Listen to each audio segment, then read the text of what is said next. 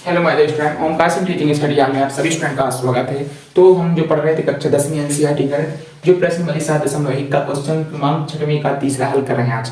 ठीक है, तो आज हम हल करते हैं। तो इसमें देखो वही क्वेश्चन है, वही सब है, वैसा ही करना है, कुछ ऐसी कोई करने की कोई जरूरत नहीं है। तो हम आज करते हैं तीसरा। तो इसमें देखो तीसरा दिया है, इस ब्रैकेट में लिखा है क्वेश्चन में 4, 5, 7, 6 कामा ब्रैकेट के अंदर 4, 3 ब्रैकेट के अंदर 1, 2 इस प्रकार से लिखा है। और हमने देखा है कि उसमें प्रयोग बिंदु चतुर्भुज के प्रकार भी हमने बताया है।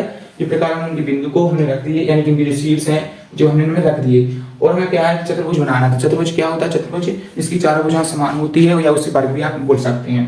ठीक है, इस प्रकार से। तो हमने देखा, तो उसमें से हमें क्या करना है, उनकी दूरियां ज्ञात करके हम देखना है कि उनकी जो शीर्ष हैं, मतलब जिनके जो शीर्ष दिए हैं, इनकी जो भुजाएं भी बराबर आ जाती है तो चतुर्भुज कहलाएगा, अन्यथा नहीं कहलाएगा। तो इसके बारे में आपको इतनी सी जानकारी देना जरूरी थी। तो आइए हम समय को इतना व्यर्थ न करते हुए इस वीडियो को आगे बढ़ाते हैं और आपको इस सवाल को अच्छे से बताते हैं। ठीक है, तो बस कुछ नहीं करना है, यहाँ लिखेंगे हल। वैसे ही करना है जैसे हमने पिछले वीडियो में किया, उसी तरह से वही क्वेश्चन, मतलब कि क्या होगी, संख्या बस खाली चेंज हो गई है और बाकी सब उसी प्रकार का सिस्टम पूरी तरीके से है।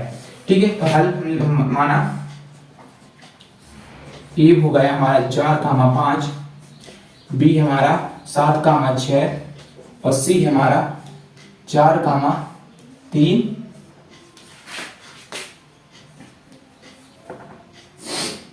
ठीक, इस प्रकार से एवं सी हमारा है 1, 2 इस प्रकार के बिंदु हैं।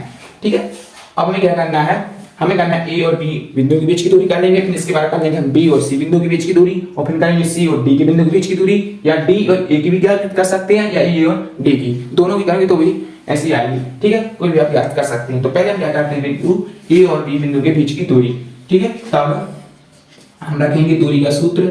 ठीक है, दूरी का सूत्र ए बी बराबर है, क्योंकि हम ए बी ज्ञात कर रहे हैं, इसको करते हैं ए और बी। तो मैं लिख लेते हैं आपको, ताकि समझ में अच्छी तरह से आ जाए, ताकि आपको किसी प्रकार का डाउट ना हो। ठीक है, तो अभी हमारा गया 7, 6 इस प्रकार से लिखा है।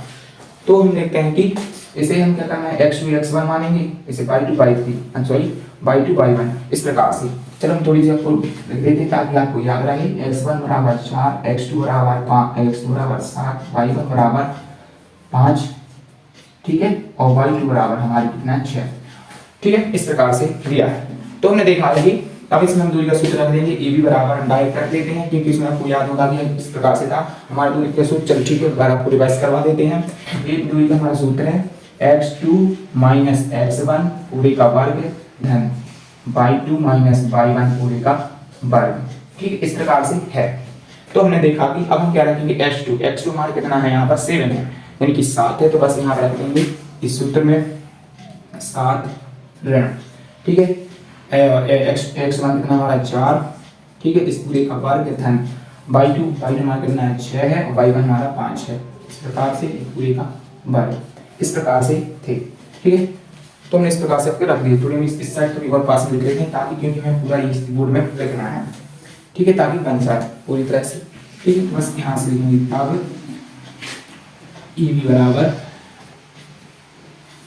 तो हम इसमें रख देते हैं। तो हमारा क्या था, x2 बराबर कितना है 7 ऋण, और x1 हमारा 4 पूरे का वर्ग धन y2 कितना हमारा 6 ऋण y1 बराबर कितना है 5 इस प्रकार की पूरे का वर्ग। बस कुछ नहीं करना है, आपको क्या कर देना है, अब क्या करना है, 7 में से 4 गए, हमारे कितने बचे 3, सो हो जाएगा 3 का वर्ग धन 6 में से 5 गए 1 का वर्ग। ठीक है, इस प्रकार से। तो हमारा जो ए बी आ गया है। ठीक है, तो हमें क्या करें, 3 का वर्ग कितना होता है 9, और 1 का वर्ग 1, टोटल हमारा कितना हुआ, ए बी बराबर 10 आ गए। इस प्रकार से वर्गमूल क्या है 10 आ गए। देखो 10 को हम गुणनखंड से ऐसे भी कर सकते हैं, 10 को तोड़ सकते हैं, 2 5 10, 5 एकम 5, 1 एकम 1 इस प्रकार से, यानी कि जो हमारे 10 के गुणनखंड होगा, जो मतलब लगी गुणज, यानी कि इसी प्रकार से इसे हम क्या बोलते हैं, गुणज। 2 5 10 ए और गुणित ए हमारे आ गए। लेकिन क्या है, देखो ये तो अंदर है, क्योंकि इसमें पेयर बाहर तभी निकाल दिया इसका जोड़ा होता है, लेकिन उसमें जोड़ा नहीं आएगा, इसलिए हम क्या करते हैं, वर्गमूल के अंदर ही लेके रहेंगे। ठीक है, इसलिए हमारे लिए कितना है 10। हम निकालते हैं एवं डी और सी।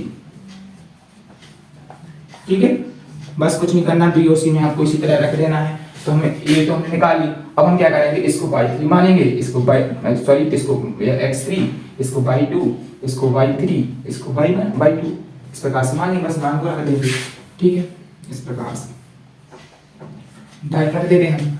चलो हम आपको समझने के लिए थोड़ा और लिख देते हैं, ठीक है, ताकि आपको कोई प्रकार की दिक्कत ना है ना। क्या मतलब है, क्या समझाने का है ना। तो हमने देखा जो हमारा क्या है बी कितना है हमारा 7 और 6 और सी हमारा है 4 और 3, इस प्रकार के हैं। तो हमने देखा है, तो हम क्या करेंगे, बी और सी निकाल रहे हैं। क्या निकाल रहे हैं हम, बी और सी, बी निकाल रहे हैं ना। बस आपको इसको रखना सी यानी बाई मतलब कि x3 कितना है हमारा 4 है यानी कि x3, ठीक है, x3 हमारा कितना है, x3 हमारा 4 है और x2 बराबर हमारा क्या है 7 है। अब हम लिखेंगे बाई 2, तो बाई 2 बराबर हमारा कितना है बाई 2, तो बाई 2 6 है और बाई 3 हमारा कितना है, बाई 3 बराबर हमारा कितना है 3। इस प्रकार बस इसी में हम रख देंगे, बस छोटी सी बात है। तो हम लिखते हैं x3 हमारा कितना है, x3 हमारा कितना है 4 है, बस 4 लिख देंगे यहाँ पर 4, क्योंकि हम डायरेक्ट रख देते हैं। ठीक है, 4 x3 4 और x2 हमारा 7 पूरे का वर्ग धन। अब देखते हैं बाई मतलब कि बाई 3, तो बाई 3 हमारा कितना है 4, बाई 2 हमारा कितना है 6 पूरे का वर्ग। अब हमने देखा ये भी सॉरी बीसी, हमने बीसी निकाला है। तो हमने देखो 4 ऋण 7, तो क्या होगी धन का ऋण का ऋण क्या हो जाएंगे, घट जाएंगे नहीं घट जाएंगे, तो कितने बचे हमारे ऋण के 3, यहाँ लिखेंगे ऋण 3 का वर्ग धन, यहाँ बचेगी ऋण 2 के वर्ग। ठीक है, तो हमने देखा 3 का वर्ग 9 धन 2 का वर्ग 4। ठीक है, इस प्रकार से हमारा हो गया। ठीक है, 9 4 13। ठीक है, तो जो हमने देखा जो हमारा है इतने में 9 4 13, थोड़ी हम देख लेते हैं मिस्टेक तो नहीं हुई है। तो हमने देखो बीसी एंड बीसी हमने क्या रखा 7 4 7 3, हाँ बीसी 3 है, हमें रखना है 3 रखना है, हम समझ गए कि यहाँ कहीं मिस्टेक है। ठीक है, 3 है ये हमारा, है ना 3 और ये 6। अब ठीक है, तो हमारे कितने बचेंगे 3, यानी कि हमने x3 यानी 3 रखे और 6 रखे इस प्रकार से। अब हमने देखा 3 में से 6 हमारे कितने होंगे, जोड़े कितने 3 का वर्ग कितना 9, तो कितना हो गया हमारे 18। इस प्रकार से कितने हुए हमारे 18 आ गए, 9 धन 9। ठीक है, इस प्रकार से यहाँ भी आप देख तो बाई 3 हमने कितना रखा था बाई 3, फिर बाई 3 हमने कितना रखा था बाई 3, यहाँ पर बाई 2 है बाई 3, तो बाई 3 हमारा कितना है 3 है और बाई 2 हमारा कितना है बाई 2 बराबर 6 और हमने रखा था x3 मतलब कि x3 कितना है 4 और x2 है 7। इस प्रकार से हमने रख दिया, तो कितना है 18। अब निकालते कौन सा बिंदु C और D, बस इसी तरह से सी और डी को निकाल देते हैं।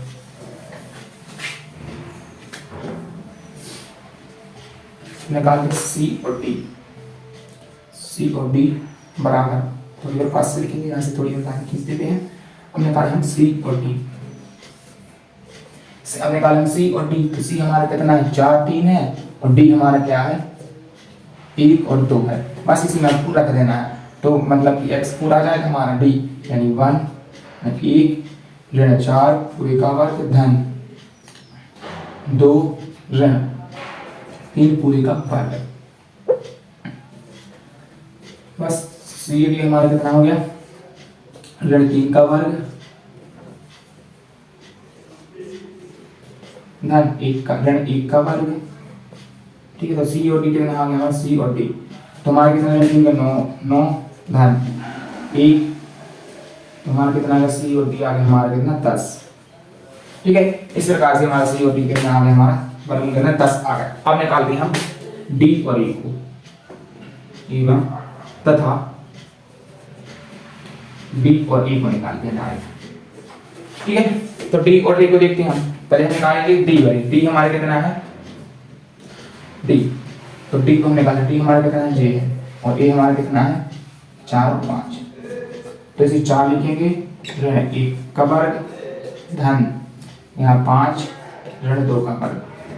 ठीक है, देखो हमने कैसा किया, इसको हमने क्या मान लिया जो डी है, तो पहले हम क्या करेंगे इसको ए और डी, तुमने ए और डी, ए हमारे कितना 4 5 है और डी हम क्या निकालना है डी और ए, डी ए हमने इसको मान लिया, क्या मान लिया, इसको पहले रख लिया, यानी कि हम मान लिया एक्स फोर भी यानी एक्स फोर फाइव भी मान सकते हो है ना, मान सकते कि नहीं मान सकते, एक्स फाइव मान लो, एक्स फोर मान लो, इसे पाई फाइव मान, इसे मान लो पाई फाइव, इसे मान लो पाई फोर मान लो, हमने इस प्रकार से रख दिया।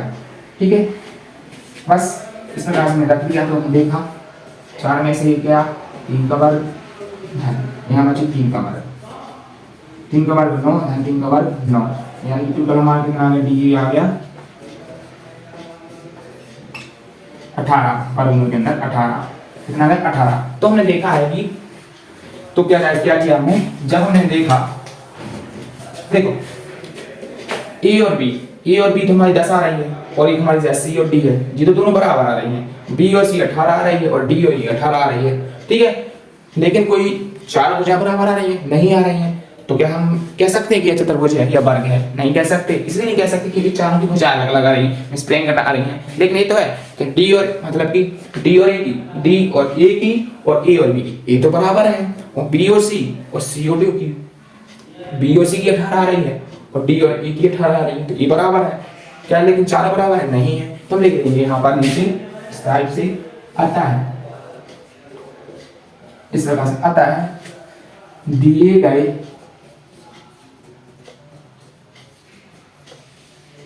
चतुर्भुज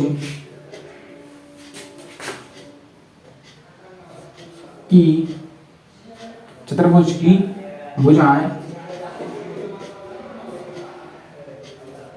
के शीर्ष बराबर नहीं है,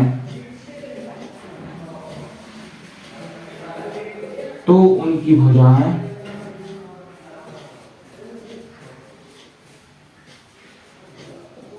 बराबर नहीं होगी। ठीक है, अतः दिए गए चतुर्भुज की भुजाएं के शीर्ष बराबर नहीं है, तो उनकी भुजाएं बराबर नहीं होगी। ठीक है, तो नहीं होगी, तो क्या है, चतुर्भुज नहीं है, पता है, इसलिए यहां लिख देंगे इसलिए यह चतुर्भुज नहीं होगा। तो हमने इस प्रकार से आपको बता दिया है। ठीक है, क्योंकि इनके अलग अलग भुजाएं आ रही हैं, तो हमने देखा है कि इसके आगे भुजाएं अलग अलग है। यदि आपको मेरा वीडियो समझ में आ गया है तो लाइक कीजिए, सब्सक्राइब कीजिए, कमेंट शेयर जरूर कीजिए। ठीक है, क्योंकि हमें इतना आपको समझाने में इतना क्या हो गया, हमें टाइम भी होता है, लेकिन क्या होता है हमें भी इतना रिस्पॉन्स यूट्यूब पे नहीं आ रहा है आपका। ठीक है, इसलिए आपसे कह रहे हैं कि इस वीडियो को यदि आपको पसंद आए लाइक बस तो करना है, क्या करना, कुछ नहीं करना, यदि जाना हो तो मित्रों को शेयर कर दीजिए। ठीक है, बस इतना। तो आप बताओ, आपको समझ में इतनी सरल तरीके से हमने बताया आपको।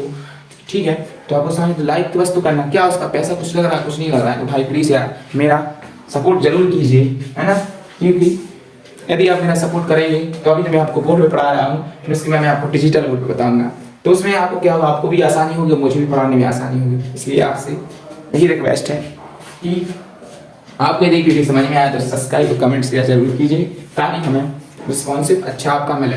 ठीक है, इसी के साथ अगले वीडियो मिलते हैं। जय हिंद, जय भारत। ओके, वंदे मातरम।